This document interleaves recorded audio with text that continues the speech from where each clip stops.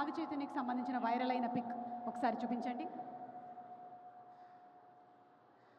బుజ్జి తల్లి వచ్చేస్తున్నాను కదే, ఎక్కడమ్మా?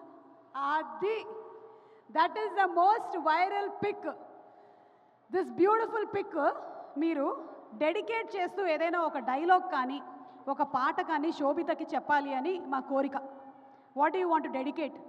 ఒక లిరికల్ లైనా లేకపోతే ఒక డైలాగా, లేదా ఫోన్ చేయొచ్చు మీరు.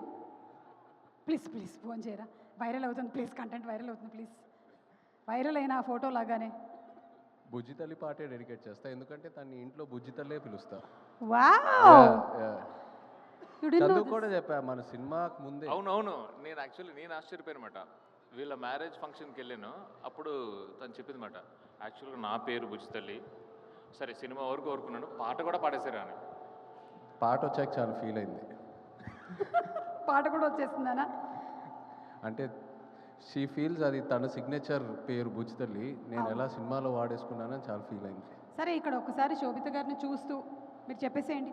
ఏం చెప్పంటారు? అదే బుజ్జి తల్లి. బుజ్జి తల్లి వచ్చేస్తున్నా కదే కథ, నవ్వే నవ్వుతుంది. చూసారా, ఇంతకుముందు ఫోటోలో నవ్వులేదు, ఇప్పుడు మీరు చెప్పగానే నవ్వింది. థ్యాంక్ యూ సో మచ్ అండి.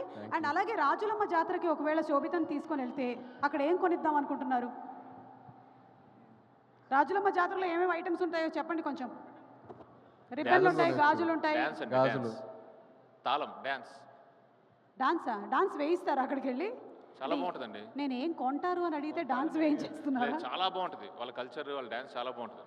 ఓకే ఓకే, థ్యాంక్ యూ అండి, thank you so much. So viral pics అన్నీ చూసేసాము.